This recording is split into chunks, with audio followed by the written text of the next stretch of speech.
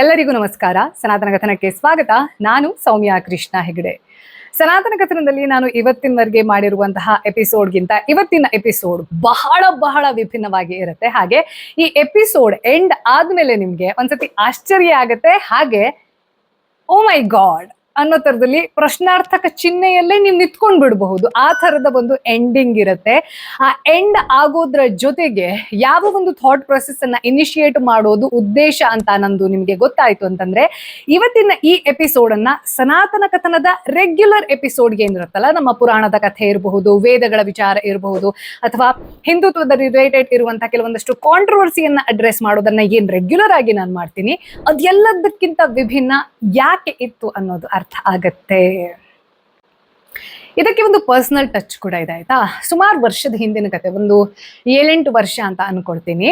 ನನ್ನ ಒಬ್ಬ ಲಖನೌ ಫ್ರೆಂಡ್, ಅವಳು ಒಂದು ಸತಿ ಅವಳ ಕಾಲೇಜ್ ಗ್ರೂಪ್ನ ಜೊತೆಗೆ ಟ್ರಿಪ್ಗೆ ಹೋಗ್ತಾ ಇರುವಂತಹ ಸಂದರ್ಭದಲ್ಲಿ, ಈ north India well connected by railways, ಅವ್ರ ಕಾಲೇಜ್ ಟೈಮಲ್ಲಿ ಒಂದು ಟ್ರಿಪ್ ಅನ್ನ ಆರ್ಗನೈಸ್ ಮಾಡಿರ್ತಾರೆ ಶಿಮ್ಲಾಗೆ. ಸೊ ಕಾಲೇಜಿನ ಎಲ್ಲಾ ಜನರನ್ನ ಕರ್ಕೊಂಡು ಹೋಗ್ಬೇಕು, ಕನ್ವೀನಿಯಂಟ್. ಹಾಗೆ ಆ ಪ್ರಕೃತಿಯನ್ನ ನೋಡ್ಕೊಂಡು ಮಾತಾಡ್ಕೊಂಡು ಖುಷಿ ಖುಷಿಯಾಗಿ ಏನೋ ಒಂದಷ್ಟು ಹಾಸ್ಯ ಮಾಡ್ಕೊಂಡು ಹೋಗೋದಿರತ್ತಲ್ಲ, ಆ ಥರದಲ್ಲಿ ಕಲ್ಕಾ ಶಿಮ್ಲಾ ಟ್ರೈನ್ ಅಲ್ಲಿ ಒಂದು 60ರಿಂದ 65 ಜನ ಹೋಗ್ತಾ ಇರುವಂತಹ ಸಂದರ್ಭ ಅಂತೆ. ಇಫ್ ಯು ನೋ, ಈ ಕಲ್ಕಾ ಶಿಮ್ಲಾ ಟ್ರೈನ್ ಅನ್ನೋದು ಬ್ರಿಟಿಷರ ಸಂದರ್ಭದಲ್ಲಿ ಅವರ ಕಾಲದಲ್ಲಿ ನಿರ್ಮಾಣ ಆಗಿರುವಂತಹ ಒಂದು ಮಾರ್ವೆಲ್ ಅಂತ ಹೇಳಬಹುದು.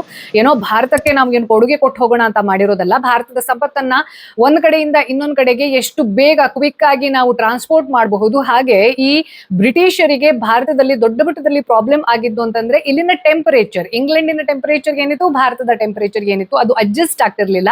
ಹಾಗಾಗಿ ಅವರಿಗೆ ಒಂದ್ ಸ್ವಲ್ಪ ಬೆಟರ್ ಅನಿಸ್ತಾ ಇತ್ತು, ಅಥವಾ ಯಾವ ವೆದರ್ಗೆ ಅಡ್ಜಸ್ಟ್ ಆಗ್ತಾ ಇದ್ರು ಅಂತಂದ್ರೆ ಈ ಶಿಮ್ಲಾ, ಕುಲು, ಮನಾಲಿ, ಆ ತರ ಹಿಲ್ ಸ್ಟೇಷನ್ ಅನ್ನುವಂಥದ್ದು ಏನಿದೆ ಅಲ್ಲ, ಆ ಕಡೆಗೆ ಇವತ್ತು ಹೋದ್ರೆ ಇನ್ನೂ ಕೂಡ ಆ ಬ್ರಿಟಿಷ್ ಕಾಲೋನಿ ಅನ್ನೋದು ನೋಡೋಕೆ ಸಿಗುತ್ತೆ. ಫಾರ್ ಎಕ್ಸಾಂಪಲ್, ನಾನು ಈಗಾಗಲೇ ನನ್ನ ಇನ್ನೊಂದು ಯೂಟ್ಯೂಬ್ ಚಾನೆಲ್ ನಲ್ಲಿ ಇದನ್ನ ಶೇರ್ ಮಾಡಿದೀನಿ.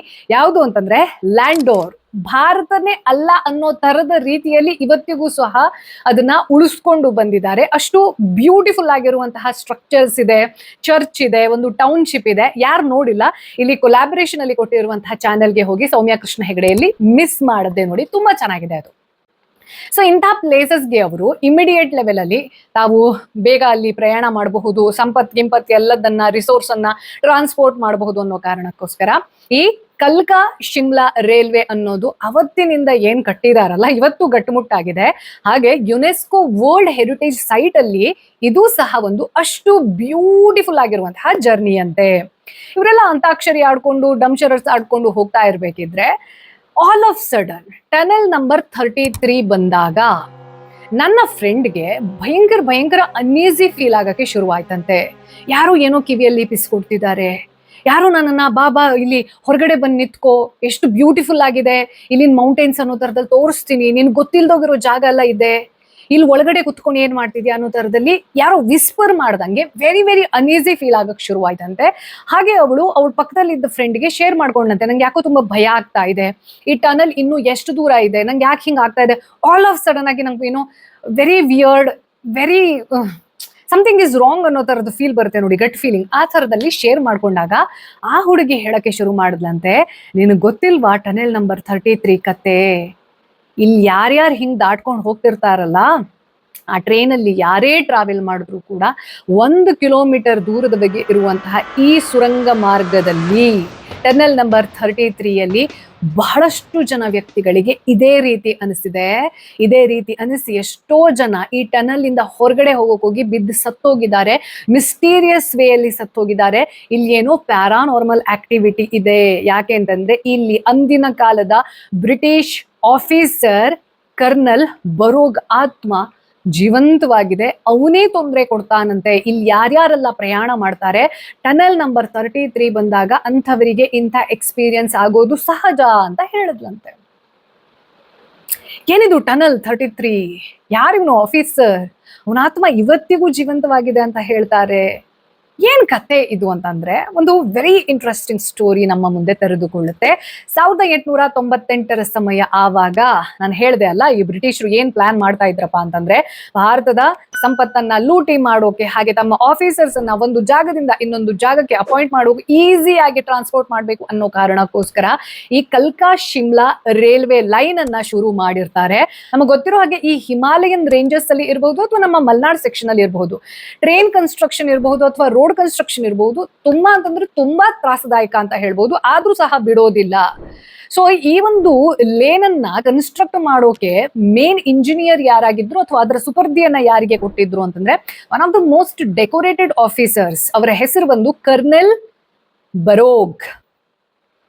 ಇವನ್ ಏನ್ ಮಾಡ್ತಾನೆ ಅಂತಂದ್ರೆ, ನಾವು ಒಂದೇ ಡೈರೆಕ್ಷನ್ ಇಂದ ತಗೊಂಡು ಹೋಗಿ ಈ ಸುರಂಗ ಮಾರ್ಗವನ್ನ ಮಾಡ್ಕೊಂಡು ಹೋದ್ವಿ ಅಂತಂದ್ರೆ ಎಷ್ಟು ವರ್ಷ ಬೇಕಾಗುತ್ತೋ ಏನೋ, ಫಾಸ್ಟ್ ಆಗಿ ಮಾಡೋಣ, ಈ ದಿಕ್ಕಿಂದನೂ ಮಾಡೋಣ ಆ ದಿಕ್ಕಿಂದನೂ ಮಾಡೋಣ, ಮಧ್ಯದಲ್ಲಿ ಅದೆರಡು ಅಲೈನ್ ಆಗೋ ತರದಲ್ಲಿ ನನ್ನ ಪ್ಲಾನ್ ರೆಡಿ ಇದೆ ಅಂತ ಹೇಳ್ಬಿಟ್ಟು ವರ್ಕರ್ಸ್ ಅನ್ನ ಲೇಬರರ್ಸ್ ಅನ್ನೆಲ್ಲ ಎರಡೂ ದಿಕ್ಕಿಂದನೂ ಕೆಲಸ ಮಾಡಿ ಅಂತ ಹೇಳಿ ಚುರುಕು ಮಾಡ್ತಾನೆ. ಆದ್ರೆ ಅನ್ಫಾರ್ಚುನೇಟ್ಲಿ ಆ ಎರಡೂ ದಿಕ್ಕಿನಿಂದ ಸುರಂಗ ಆಗ್ತಾ ಆಗ್ತಾ ಮಧ್ಯ ಕೂಡುವಾಗ ಅದು ಅಲೈನ್ಮೆಂಟ್ ಅಲ್ಲೇ ಇರೋದಿಲ್ಲ.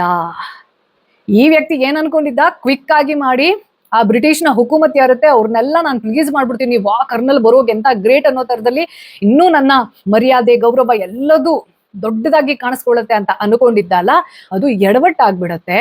ಒಂದ್ ಕಡೆ ರಿಸೋರ್ಸ್ ಹಾಳು, ಇನ್ನೊಂದ್ ಕಡೆ ಈ ವ್ಯಕ್ತಿಯ ಏನು ಹೆಸರಿತ್ತಲ್ಲ, ಇವ್ರು ಒಳ್ಳೆ ಆಫೀಸರ್ ಅನ್ನೋ ತರದಲ್ಲಿ ಅಲ್ಲಿ ಮಾನ ಮರ್ಯಾದೆ ಹರಾಜಾಯ್ತು. ಬ್ರಿಟಿಷರು ಏನೇನೆಲ್ಲ ಭಾರತದಿಂದ ಆ ಸಂಪತ್ತನ್ನ ಒಗ್ಗೂಡಿಸ್ಕೊಂಡಿದ್ರೋ ಅದರಲ್ಲಿ ಖಜಾನೆಯಲ್ಲಿ ಒಂದಷ್ಟು ವೇಸ್ಟ್ ಆಯ್ತು, ಯಾಕೆಂದ್ರೆ ಇದೆಲ್ಲದನ್ನ ಮತ್ತೆ ಮಾಡ್ಬೇಕು. ಅದೆಲ್ಲ ಗೊತ್ತಾದಾಗ ಈ ಬ್ರಿಟಿಷ್ ರಾಜ್ ಅನ್ನುವಂಥದ್ದು ಏನಿತ್ತು ಆ ಆಫೀಸರ್ ಅನ್ನ ಆ ಕೆಲಸದಿಂದ ತೆಗೆದು ಹಾಕತ್ತೆ. ಇವಾಗ ಇಮ್ಯಾಜಿನ್ ಮಾಡ್ಕೊಳ್ಳಿ, ಒಂದು ಊರಲ್ಲಿ ಭಯಂಕರ ಗೌರವ ಇರುವಂತಹ ವ್ಯಕ್ತಿ, ಆ ವ್ಯಕ್ತಿ ಡಿಸರ್ವಿಂಗೇ ಅಲ್ಲ, ಅವನಿಗೆ ಮಾನ ಮರ್ಯಾದೆನೇ ಇಲ್ಲ ಅನ್ನೋ ತರದಲ್ಲಿ ಆಯ್ತು ಅಂತಂದ್ರೆ ಆ ವ್ಯಕ್ತಿಯ ಪರಿಸ್ಥಿತಿ ಏನಿರತ್ತಲ್ಲ, ಅಂದ್ರೆ ಅಸ್ತಿತ್ವ ಅನ್ನೋದೇ ಸುಳ್ಳು ಅಂತ ಆಗ್ಬಿಟ್ಟಿರುತ್ತೆ. ದಿನ ಬದುಕೋದೇ ಅವರಿಗೆ ಒಂದು ದೊಡ್ಡ ಶಾಪ ಆಗ್ಬಿಟ್ಟಿರುತ್ತೆ. ಅದೇ ರೀತಿಯ ಜೀವನವನ್ನ ಈಗ ಕರ್ನಲ್ ಬರೋಗ್ ಅವರು ಜೀವನ ಪೂರ್ತಿ ಅನುಭವಿಸ್ಬೇಕಿತ್ತು. ಆದ್ರೆ ಅದು ಅವ್ರ ಹತ್ರ ಸಹಿಸ್ಕೊಳ್ಳೋಕೆ ಆಗೋದಿಲ್ಲ. ಗೌರವ ಯಾವಾಗ ಜಾಸ್ತಿ ಇರುತ್ತೆ, ಆ ಇಮೇಜ್ ಡ್ಯಾಮೇಜ್ ಆಯ್ತು ಅಂತಂದ್ರೆ ಎಲ್ಲರ ಹತ್ರ ಅದನ್ನ ಸಹಿಸಿಕೊಳ್ಳೋಕೆ ಸಾಧ್ಯ ಇಲ್ಲ. ಅದರ ಪರಿಣಾಮವಾಗಿ ಕರ್ನಲ್ ಬರೋಗ್ ಏನ್ ಮಾಡ್ತಾರೆ ಒಂದ್ ದಿವಸ ಅಂತಂದ್ರೆ, ಬೆಳಗ್ಗೆ ಎದ್ದು ಟಿಪ್ ಟಾಪ್ ಆಗಿ ಆ ಆರ್ಮಿ ಡ್ರೆಸ್ ಅಲ್ಲಿ ಫುಲ್ ರೆಡಿ ಆಗಿ ತಮ್ಮ ಡಾಗ್ ಅನ್ನ ಏನು ವಾಕಿಂಗಿಗೆ ಅಂತ ಕರ್ಕೊಂಡು ಹೋಗ್ತಾ ಇದ್ರು ಅದೇ ರೀತಿ ವಾಕಿಂಗಿಗೆ ಕರ್ಕೊಂಡು ಹೋಗ್ತಾರೆ. ತಮ್ಮ ಬುಲೆಟ್ ಗಿಲೆಟ್ ಲೋಡ್ ಆಗಿರುವಂತಹ ಗನ್ ಅನ್ನ ಹಿಡ್ಕೊಂಡು ಹೋಗ್ತಾರೆ. ಎಲ್ಲಿಗೆ ಹೋಗ್ತಾರೆ ಅಂತಂದ್ರೆ, ಆ ಕೆಲಸ ನಿಂತು ಹೋಗಿರುತ್ತಲ್ಲ ಆ ಟನಲ್ ನಂಬರ್ 33 ಎಲ್ಲಿ ಎರಡೂ ಕಡೆಯಿಂದ ಬಂದಿರುವಂತಹ ಆ ದಾರಿ ಮಿಸ್ ಅಲೈನ್ ಆಗಿ ಇಷ್ಟೆಲ್ಲ ಅವಾಂತರ ಆಗಿರತ್ತೆ, ಅದರ ಒಳಗಡೆ ಹೋಗ್ತಾರೆ. ಒಳಗಡೆ ಹೋಗಿ ತಮ್ಮ ತಲೆಗೆ ತಾವೇ ಗುಂಡಿಟ್ಕೊಳ್ತಾರೆ. ಒಂದು ದಿನ ಆದ್ಮೇಲೆ ಮತ್ತೆ ಅಲ್ಲಿ ಕೆಲಸಗಾರರನ್ನ ಹಚ್ಚಿದಾಗ ನೋಡ್ತಾರೆ, ಅಲ್ಲಿ ಒಂದು ನಾಯಿ ಜೋರಾಗಿ ಬೊಗಳ್ತಾ ಇರುತ್ತೆ. ಆ ಸುರಂಗದೊಳಗಡೆ ಹೋಗೋದು, ವಾಪಸ್ ಬರೋದು, ಕಿರುಚೋದು, ಬೊಗಳೋದು, ಏನೋ ತೋರ್ಸಕ್ ಹೋಗ್ತಿದೆ ಅನ್ನೋ ತರದಲ್ಲಿ ಬಿಹೇವ್ ಮಾಡ್ತಾ ಇರತ್ತೆ.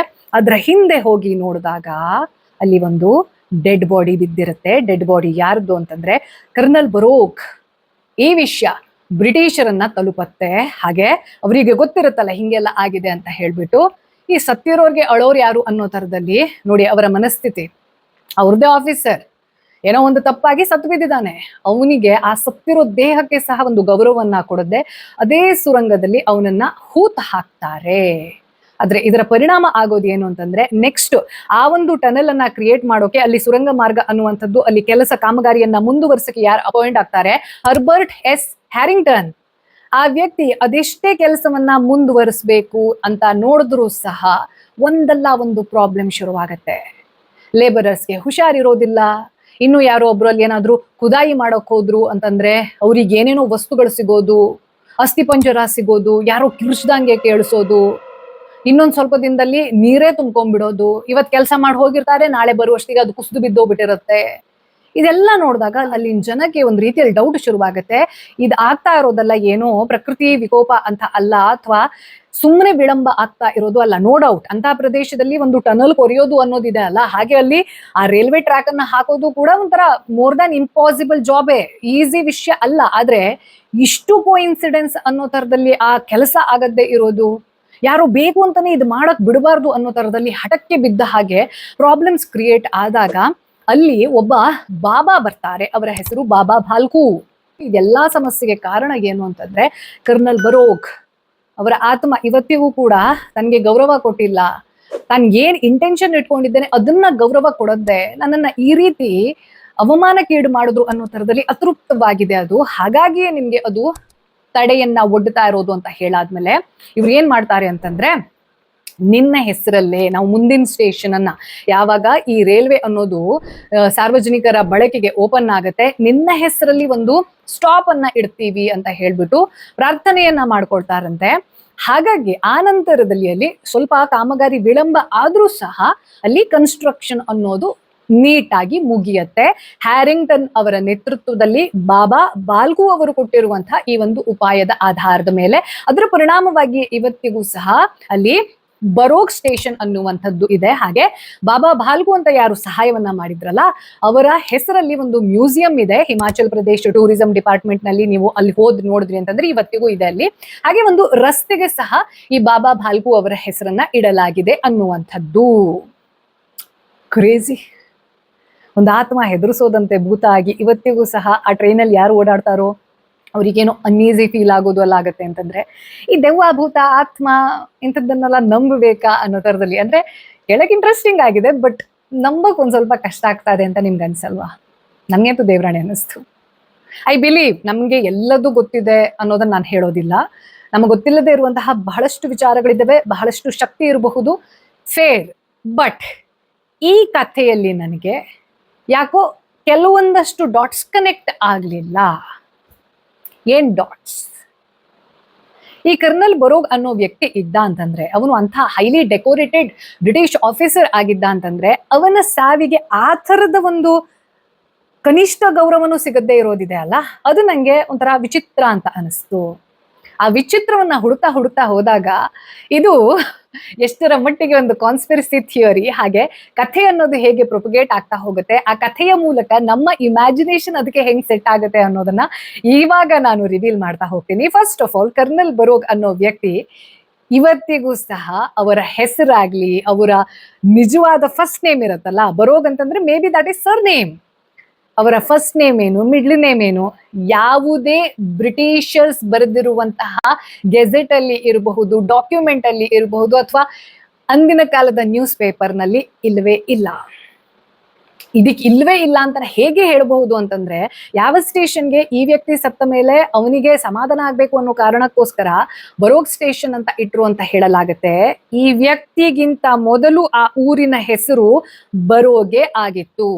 ಕಾರಣ ಏನು ಅಥವಾ ಪ್ರೂಫ್ ಏನು ಅಂತಂದ್ರೆ, ಈ ಬರೋಗ್ ಅನ್ನೋ ಪ್ರದೇಶದಲ್ಲಿ ಎಲ್ಲಿ ಕಲ್ಕಾ ಶಿಮ್ಲಾ ರೈಲ್ವೆ ಅನ್ನುವಂತಹ ಟ್ರ್ಯಾಕ್ ಅನ್ನ ಹಾಕ್ತಿದ್ದಾರೆ, ಅಲ್ಲಿ ತುಂಬಾ ಡಿಫಿಕಲ್ಟಿ ಬರ್ತಾ ಇದೆ, ಕಾಮಗಾರಿ ವಿಳಂಬ ಆಗ್ತಾ ಇದೆ ಅನ್ನೋದ್ರ ಬಗ್ಗೆ ಒಂದು ನ್ಯೂಸ್ ರಿಪೋರ್ಟ್ ಅನ್ನೋದು ಸಹ ಆಗತ್ತೆ. ಹಾಗೆ ನಿಮ್ಗೆ ಬ್ರಿಟಿಷರ ಏನ್ ಬಿಹೇವಿಯರ್ ಇತ್ತಲ್ಲ ಅದು ಗೊತ್ತಿತ್ತು ಅಂತಂದ್ರೆ, ತಮ್ಮ ಆಫೀಸರ್ಸ್ ಎಂತ ನೀಚ ಆಗಿರ್ಲಿ ಕನಿಷ್ಠ ಆಗಿರ್ಲಿ, ಅವ್ನು ಎಂಥದ್ದೇ ಲೋಫರ್ ಆಗಿದ್ರು ಸಹ ಅವನಿಗೇನ್ ಗೌರವ ಕೊಡ್ಬೇಕು ಅವ್ರು ಕೊಟ್ಟೇ ಕೊಡ್ತಾರೆ. ಹಾಗೆ ಒಬ್ಬ ಬಾಬಾ ಬಾಲ್ಕು ಯಾರು ಒಬ್ಬ ಇಂಡಿಯನ್ ಆಗಿರ್ತಾನೆ. ಅಂದಿನ ಕಾಲದಲ್ಲಿ ಇಂಡಿಯನ್ಸ್ ಅಂತಂದ್ರೆ ಭಯಂಕರ ಕೆಟ್ಟದಾಗಿ ನೋಡ್ತಾ ಇದ್ರು. Dogs and Indians are not allowed ಅನ್ನುವಷ್ಟರ ಮಟ್ಟಿಗೆ ದುರಹಂಕಾರ ಇರುವಾಗ ಒಬ್ಬ ಬಾಬಾ ಹೇಳಿರೋ ಮಾತಿಗೆ ಈ ಬ್ರಿಟಿಷರ್ಸ್ ಅವನ ಮಾತನ್ನ ಕೇಳಿದ್ರಂತೆ.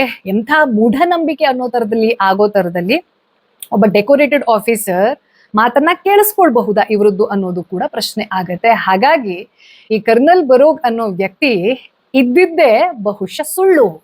ಬಹುಶಃ ಅನ್ನೋದಕ್ಕಿಂತನೂ ಆಲ್ಮೋಸ್ಟ್ ಸುಳ್ಳು. ಆದ್ರೆ ಬಾಬಾ ಬಾಲ್ಕು ಅನ್ನೋರು ಇದ್ರು. ಅವರು ಹ್ಯಾರಿಂಗ್ಟನ್ ಜೊತೆಗೆ ನೇರ ಸಂಬಂಧವನ್ನ ಅಥವಾ ಈ ಕಾಮಗಾರಿಯಲ್ಲಿ ಅವನಿಗೆ ಹೆಲ್ಪ್ ಮಾಡಿದ್ರು ಅನ್ನೋದಕ್ಕಿಂತ ಜಾಸ್ತಿ ಡಾಲ್ ಹೌಸ್ ಯಾರಿದ್ದ ಅಲ್ಲ ಅವನ ಜೊತೆ ಕೋಆರ್ಡಿನೇಟೆಡ್ ಆಗಿ ಕೆಲಸ ಮಾಡ್ತಾ ಇದ್ರು, ಹೆಲ್ಪ್ ಮಾಡ್ತಾ ಇದ್ರು. ಯಾಕೆ ಅಂತಂದ್ರೆ ಆ ವ್ಯಕ್ತಿಗೆ ಅಲ್ಲಿನ ಪ್ರದೇಶ ಇರಬಹುದು, ಹಿಮಾಚಲ ಪ್ರದೇಶದ ಭೌಗೋಳಿಕತೆ ಅನ್ನುವಂಥದ್ದು ಏನಿದೆ, ಅಲ್ಲಿನ ಸಂಸ್ಕೃತಿ ಅನ್ನುವಂಥದ್ದಿದೆ, ಏನ್ ಮಾಡಿದ್ರೆ ಏನಾಗುತ್ತೆ ಅನ್ನೋ ತರದ ರೆಪಕರ್ಷನ್ ಇದೆಲ್ಲದು ಆ ವ್ಯಕ್ತಿಗೆ ತುಂಬಾ ನಾಲೆಜ್ ಇದ್ದಿದ್ರಿಂದ ಅವ್ರನ್ನ ಕನ್ಸಲ್ಟ್ ಮಾಡ್ತಾ ಇದ್ರೆ ವಿನಃ ಅವ್ರ ಬಗ್ಗೆ ಒಳ್ಳೆ ಮಾತಾಡೋದು, ಡಾಕ್ಯುಮೆಂಟ್ ಮಾಡೋದು ಅನ್ನೋ ತರದನ್ನ ಬ್ರಿಟಿಷರು ಮಾಡಿಲ್ಲ. ಇವಾಗ ನೀವು ಕೇಳಬಹುದು, ಅರೆ ಈ ಬಾಬಾ ಬಾಲ್ಕು ಅನ್ನೋರ್ದು ಇನ್ನೂ ಡಿಬೇಟೇಬಲ್ ಇದೆ ಅಂತಂದ್ರೆ, ಈ ಕರ್ನಲ್ ಬರೋಗ್ ಅನ್ನೋ ವ್ಯಕ್ತಿನೇ ಇಲ್ಲ ಅಂತಂದ್ರೆ ಅವನ ಆತ್ಮ ಹೆಂಗ್ ಓಡಾಡಕ್ ಸಾಧ್ಯ, ಅಥವಾ ಅವನಲ್ಲಿ ಸತ್ತೇ ಇಲ್ಲ ಅಂತಂದ್ರೆ ಆ ವ್ಯಕ್ತಿ ಹೆಸರಲ್ಲಿ ಇನ್ನೊಂದು ಊರಿರೋದು ಹೇಗ್ ಸಾಧ್ಯ ಅಂತಂದ್ರೆ, ನಿಮ್ಮ ಫ್ರೆಂಡ್ಗೆ ಸ್ಟಾರ್ಟಿಂಗ್ ಅಲ್ಲಿ ನಾನು ಹೇಳ್ದೆ ಅಲ್ಲ ಲಕ್ನೋ ಫ್ರೆಂಡು, ಅವಳಿಗೆ ಯಾಕೆ ಅನ್ಈಸಿ ಫೀಲ್ ಆಯ್ತು ಆ ಟನೆಲ್ ನಂಬರ್ 33 ಅಲ್ಲಿ, ಇವತ್ತಿಗೂ ಸುಮಾರು ಜನಕ್ಕೆ ಹಂಗ ಅನಿಸ್ತಾ ಇದೆಯಂತೆ, ಯಾಕೆ ಅಂತ ಅನಿಸಿದ್ರೆ, ಮನುಷ್ಯನ ಸಹಜ ಗುಣ ಏನು ಅಂತಂದ್ರೆ, ಒಂದ್ ಕಥೆ ಇದೆ ಅಂತಂದ್ರೆ ಆ ಕಥೆಯಲ್ಲಿ ಫ್ಯಾಂಟಸಿಯನ್ನ ಹುಡುಕೋದು. ನನ್ನ ಫ್ರೆಂಡ್ ಅಲ್ಲಿ ಅನ್ಈಸಿ ಫೀಲ್ ಆಗ್ತಾ ಇದ್ದಿದ್ದಕ್ಕೆ ಕಾರಣ ಶಿ ಈಸ್ ಕ್ಲಾಸ್ಟ್ರೋಫೋಬಿಕ್. ಅಂದ್ರೆ ಕೆಲವೊಬ್ಬರಿಗೆ ಕತ್ಲೆ ಇದೆ ಅಥವಾ ಏನೋ ಬಂದ್ ತರ ಇರುವಂತಹ ಇಕ್ಕಟ್ಟಿನ ಪ್ರದೇಶದ ಇದ್ದ ತಕ್ಷಣ ಉಸಿರಾಟಕ್ಕೆ ತೊಂದರೆ ಆಗತ್ತೆ, and that is very normal. ಅವಳಿಗೆ ಅದಿದ್ದಿದ್ರಿಂದ ಹಂಗ ಆಗ್ತಾ ಇದೆ ಅಂತ ಪಕ್ಕದಲ್ಲಿರೋಳ ಹತ್ರ ಶೇರ್ ಮಾಡ್ಕೊಂಡಿದ್ರಿಂದ, ಪಕ್ಕದಲ್ಲಿರೋಳು ಸ್ವಲ್ಪ ಲೋಕಲೈಟ್ ಆಗಿದ್ದಕ್ಕೆ, ಅವಳಿಗೆ ಆ ಕಥೆ ಆಲ್ರೆಡಿ ಗೊತ್ತಿದ್ದಕ್ಕೆ, ಇದನ್ನ ಅವಳಿಗೆ ಹೇಳಿದ್ದಕ್ಕೆ ಇಬ್ರಿಗೂ ಅದು ಓಹೋ ಇದರಿಂದ ಹಂಗಾಗ್ತಿದೆ ಅನ್ನೋ ತರದಲ್ಲಿ ಕನ್ಫರ್ಮೇಶನ್ ಬಯಸ್ಮೆಂಟ್ ಅಂತ ಹೇಳ್ತಾರೆ ಅದನ್ನ. ಅಂದ್ರೆ ಒಂದ್ ಪ್ರದೇಶದ ಬಗ್ಗೆ ನಂಗೆ ಆಲ್ರೆಡಿ ಒಂದಷ್ಟು ಇನ್ಫಾರ್ಮೇಶನ್ ಇದೆ ಅಂತಂದ್ರೆ ನನ್ನ ಬ್ರೈನ್ ಅದೇ ರೀತಿಯ ವಿಚಾರಗಳನ್ನ ಮಾತ್ರ ತೆಗೆದುಕೊಳ್ಳೋಕೆ ರೆಡಿ ಇರುತ್ತೆ. ಕನ್ಫರ್ಮೇಶನ್ ಬಯಾಸ್ ಅಂತ ಕರೀತಾರೆ ಅದನ್ನ. ಇವಾಗ ಬಹಳಷ್ಟು ಜನರಿಗೆ ಡಿಸಪಾಯಿಂಟ್ಮೆಂಟ್ ಆಗಿರಬಹುದು ಆಯ್ತಾ, ಈಗೇನ್ರಿ ನೀವು ಇಷ್ಟು ಎಪಿಸೋಡ್ ಅಲ್ಲಿ ಇಷ್ಟು ಇಂಟ್ರೆಸ್ಟಿಂಗ್ ಆಗಿರೋದು ಆತ್ಮ ಗಿತ್ಮ ಎಲ್ಲ ಭೂತ ಹಿಂಗಿದೆಲ್ಲ ಹೇಳ್ಬಿಟ್ಟು ಲಾಸ್ಟ್ಗೆ ಇದನ್ನ ಸೈನ್ಸ್ ಅಲ್ಲಿ ಎಂಡ್ ಮಾಡ್ತಿದ್ದೀರಾ, ಸನಾತನ ಕಥನಕ್ಕೆ ಇದು ಹೆಂಗ್ ರಿಲೆವೆಂಟ್ ಅನ್ನೋ ತರದಲ್ಲಿ ಕೇಳ್ತೀರಾ ಅಂತಂದ್ರೆ, this is the exact point I wanted to share with you all. ನಾನು ಆಗ್ಲೇ ಹೇಳಿದೆ, ನಮಗೆ ಗೊತ್ತಿಲ್ಲದೆ ಇರುವಂತಹ ಅಂದ್ರೆ ನಮ್ಮ ಜ್ಞಾನಕ್ಕೆ, ನಮ್ಮ ಜ್ಞಾನದ ಪರಿಧಿಗೆ ಅರ್ಥವಾಗದೇ ಇರುವಂತಹ ಬಹಳಷ್ಟು ವಿಚಾರಗಳು ಈ ಪ್ರಪಂಚದಲ್ಲಿ ಇದಾವೆ. ಅದ್ರ ಅರ್ಥ ಏನೇ ನಮ್ಗೆ ಅರ್ಥ ಆಗಲ್ವೋ ಅದೆಲ್ಲದೂ ಪ್ಯಾರಾನಾರ್ಮಲ್, ಅದೆಲ್ಲದೂ ಭೂತ, ಅದೆಲ್ಲದೂ ಆತ್ಮ, ಅದೆಲ್ಲದೂ ಸಹ ಏನೋ ಭಯಂಕರ ನೆಗೆಟಿವ್ ಎನರ್ಜಿ, ಎಲ್ಲದೂ ಏನೋ ಫ್ಯಾಂಟಸಿ, ಇಷ್ಟು ನಾರ್ಮಲ್ ಆಗಿರೋಕ್ ಸಾಧ್ಯ ಇಲ್ಲ ಅನ್ನೋ ತರದಲ್ಲಿ ನಾವು ಅನ್ಕೊಳ್ಳೋದಿದೆ ಅಲ್ಲ, ಇದನ್ನೇ ಮೂಢನಂಬಿಕೆ ಅಂತ ಕರೆಯೋದು. ಇದು ನನ್ನ ಪಾಯಿಂಟ್ ಆಗಿತ್ತು. ಇನ್ನು ಇದ್ರ ರಿಲೇಟೆಡ್ ಆಗಿ ಬಹಳಷ್ಟು ಜನರು ಈ ಕರ್ನಲ್ ಬರೋಕ್ ಸ್ಟೋರಿ ರಿಲೇಟೆಡ್ ಆಗಿ ಬಹಳಷ್ಟು ಜನ ವ್ಲಾಗರ್ಸ್ ಇದನ್ನ ಎಕ್ಸ್ಪ್ಲೇನ್ ಮಾಡಿದ್ದಾರೆ, ಅವರಿಗೆ ಎಕ್ಸ್ಪೀರಿಯನ್ಸ್ ಆಗಿದೆ ಅನ್ನೋದನ್ನ ಶೇರ್ ಮಾಡಿದ್ದಾರೆ. ಅವರವರ ಎಕ್ಸ್ಪೀರಿಯನ್ಸ್ ಅವರವರಿಗೆ ಬಿಟ್ಟಿದ್ದು. ಆದ್ರೆ ಎಲ್ಲಿವರೆಗೂ ನಾವು ಒಂದು ವಿಚಾರಕ್ಕೆ ಏನು ಇತಿಹಾಸದ ಹಿನ್ನೆಲೆ ಇದೆ, ಅದರ ಕ್ರೆಡಿಬಿಲಿಟಿ ಏನು ಅನ್ನೋದನ್ನ ನೋಡಿಕೊಳ್ಳದೆ anything which I cannot understand is ghost or paranormal ಅಂತ ಮೂಢವಾಗಿ ಅದನ್ನ ಎಕ್ಸೆಪ್ಟ್ ಮಾಡೋದಿದೆ ಅಲ್ಲ, ಇದು ತಪ್ಪು. ಇದು ವಿಜ್ಞಾನಕ್ಕೂ ವಿರುದ್ಧವಾಗಿ ಕೆಲಸ ಮಾಡುತ್ತೆ, ನಮ್ಮ ಮನೋವಿಜ್ಞಾನಕ್ಕೂ ಸಹ ವಿರೋಧವಾಗಿ ಕೆಲಸ ಮಾಡುತ್ತೆ. ಹಾಗೆ ಇಂಥ ನಂಬಿಕೆಗಳಿಂದ ಮೌಢ್ಯ ಅನ್ನೋದು ಜಾಸ್ತಿಯಾಗಿ ಈ ಆತ್ಮ ಕಾನ್ಸೆಪ್ಟ್ ಅನ್ನೋದನ್ನ ನಮ್ಮ ಸನಾತನ ಧರ್ಮದಲ್ಲಿ ಹೇಗೆ ಎಕ್ಸ್ಪ್ಲೇನ್ ಮಾಡುತ್ತಲ್ಲ, ಅದಕ್ಕೂ ಸಹ ಚಾಲೆಂಜ್ ಅನ್ನ ಮಾಡುತ್ತೆ. ದೆವ್ವ ಭೂತ ಅನ್ನುವಂಥದ್ದಿದೆಯಾ, ಕೆಟ್ಟ ಆತ್ಮ ಅನ್ನುವಂಥದ್ದಿದೆಯಾ, ದಟ್ ಈಸ್ ಡಿಬೇಟೇಬಲ್. ನಾನು ಇಲ್ಲ ಅನ್ನೋದನ್ನ ಸಹ ಹೇಳೋದಿಲ್ಲ. ಆದ್ರೆ ಎಲ್ಲದೂ ಅದೇ, ಎಲ್ಲದೂ ಭೂತ, ಎಲ್ಲದೂ ಪಿಶಾಚಿ, ಎಲ್ಲದೂ ಏನೋ ಎಕ್ಸ್ಟ್ರಾಆರ್ಡಿನರಿ ಆಗತ್ತೆ ಅನ್ನೋ ತರದಲ್ಲಿ ಪ್ರಚಾರ ಮಾಡೋದು, ಅಥವಾ ಅದನ್ನ ಕೇಳಕ್ ಚೆನ್ನಾಗಿರುತ್ತೆ, ಈ ಫ್ಯಾಂಟಸಿ ಮಜಾ ಇರುತ್ತೆ ಕೇಳಕ್ಕೆ ಅನ್ನೋ ತರದಲ್ಲಿ ನಾವು ಅದೇ ಸತ್ಯ ಅನ್ನೋ ತರದಲ್ಲಿ ಸೀಲ್ ಹೊಡ್ಕೊಂಡು ಮಾತಾಡೋದಿದೆ ಅಲ್ಲ, that is very dangerous and this should not be our culture. ಇದು ನನ್ನ ಇಂಟೆನ್ಷನ್ ಆಗಿತ್ತು. ನಿಮ್ಗೆ ಈ ಕಥೆ ಇಂಟ್ರೆಸ್ಟಿಂಗ್ ಅನಿಸ್ತು ಅಂತಂದ್ರೆ ಇಂಥದ್ದೇ ಕೆಲವೊಂದಷ್ಟು ಕೇಳಕ್ ತುಂಬಾ ಚೆನ್ನಾಗಿರುತ್ತೆ, ಆದ್ರೆ ಅಕ್ಸೆಪ್ಟ್ ಮಾಡಕ್ ತುಂಬಾ ಕಷ್ಟ ಆಗಿರುತ್ತೆ. ಅದಕ್ಕೆ ಒಂದು ಸೈಂಟಿಫಿಕ್ ರೀಸನಿಂಗ್ ಅನ್ನೋದನ್ನ ನಾನು ಯಾವ ರೀತಿಯಲ್ಲಿ ನೋಡ್ತೀನಿ ಅನ್ನೋದಕ್ಕೆ ಸಂಬಂಧಪಟ್ಟ ಹಾಗೆ ಕ್ರೇಜಿ ಸ್ಟೋರೀಸ್ ಅನ್ನ ಶೇರ್ ಮಾಡಿದ್ದೀನಿ ಇದೇ ಚಾನೆಲ್ ನಲ್ಲಿ. ಅದು ಪುನರ್ಜನ್ಮಕ್ಕೆ ಸಂಬಂಧಪಟ್ಟಿದ್ದಿರಬಹುದು, ಸೋಲ್ ಸ್ವಾಪ್ ಆಗೋದ್ರ ಬಗ್ಗೆ ಇರಬಹುದು, ಹಾಗೆ ಯಾರೋ ಒಬ್ರು ಆಲ್ಮೋಸ್ಟ್ ಸತ್ತೋಗಿ ಮತ್ತೆ ಎದ್ದು ಬಂದಿರೋದಿರಬಹುದು. ಇಂಥ ಕೆಲವೊಂದಷ್ಟು ನಾಟ್ ಸೋ ನಾರ್ಮಲ್ ಸ್ಟೋರಿ ಅಂತ ಇರುತ್ತೆ ನೋಡಿ, ಅದರ ಒಂದು ಪ್ಲೇ ಲಿಸ್ಟ್ ಅನ್ನ ಇವಾಗ ನಾನು ಈ ಎಪಿಸೋಡ್ ಮುಗಿದ ತಕ್ಷಣ ನಿಮ್ಗೆ ಎಂಡ್ ಸ್ಕ್ರೀನ್ ಅಲ್ಲಿ ಕಾಣೋ ತರದಲ್ಲಿ ಕೊಡ್ತೀನಿ. ಅದನ್ನ ಸಹ ನೋಡಿ. ಜೊತೆಗೆ ಈ ಎಪಿಸೋಡ್ ನೋಡಾದ್ಮೇಲೆ ನಿಮ್ಗೆ ಏನ್ ಅನಿಸ್ತು ಅನ್ನೋದನ್ನ ಚಂದದ ಭಾಷೆಯಲ್ಲಿ ನನ್ನ ಜೊತೆ ನೀವು ಕಮೆಂಟ್ ಬಾಕ್ಸ್ ನಲ್ಲಿ ಶೇರ್ ಮಾಡ್ಕೊಳ್ಬಹುದು. ಜೊತೆಗೆ ನಿಮ್ಮ ಫ್ರೆಂಡ್ಸ್ಗೆ ಇದನ್ನ ಕಳಿಸೋದನ್ನ ಮರಿಬೇಡಿ. ಯಾಕೆಂತಂದ್ರೆ ನಾವು ಸಾಮಾನ್ಯವಾಗಿ ಇವತ್ತಿನ ಕಾಲಘಟ್ಟದಲ್ಲಿ ಎಲ್ಲರೂ ಟ್ರಾವೆಲ್ ಮಾಡ್ತೀವಿ, ಎಸ್ಪೆಷಲಿ ಈ ಕಲ್ಕಾ ಶಿಮ್ಲಾ ಟ್ರೈನ್ ಇದೆ ಅಲ್ಲ, ದಟ್ ಇಸ್ ವೆರಿ ಪಾಪ್ಯುಲರ್. ಅಲ್ಲಿಗೆ ಯಾರು ಹೋಗ್ತಿದ್ದಾರೆ ಅಥವಾ ಹೋಗಿರೋರಿದ್ರೆ ಅಂಥವ್ರಿಗೆ ಹಿಂಗಿದೆ ಏನಾದ್ರು ಎಕ್ಸ್ಪೀರಿಯನ್ಸ್ ಆಗಿತ್ತಾ ಅನ್ನೋದನ್ನ ದಯವಿಟ್ಟು ನನ್ನ ಜೊತೆ ಶೇರ್ ಮಾಡ್ಕೊಳ್ಳಿ. ಚಾನೆಲ್ ಅನ್ನ ಹೈಪ್ ಮಾಡಿ, ಜೊತೆಗೆ ದಯವಿಟ್ಟು ಸಬ್ಸ್ಕ್ರೈಬ್ ಮಾಡಿ. ಸಬ್ಸ್ಕ್ರೈಬ್ ಮಾಡೋದೇ ತುಂಬಾ ಜನ ನೋಡ್ತೀರಾ. Subscription matters for a creator, ಹೌದಾ? ಇದೆಲ್ಲದನ್ನ ನನ್ನ ಸಲುವಾಗಿ ಮಾಡ್ತೀರಾ ಅಂತ ನಾನು ನಂಬ್ತಾ, ಇದು ಈ ವಾರದ ಸನಾತನ ಕಥನ. ಮತ್ತೆ ನಿಮ್ಮ ಭೇಟಿ ಬರುವ ಭಾನುವಾರ ಬೆಳಗ್ಗೆ ಅಥವಾ ರಾತ್ರಿ ಶಾರ್ಪ್ 9 o'clock. ಲೋಕ ಸಮಸ್ತ ಸುಖಿನೋ ಭವಂತು.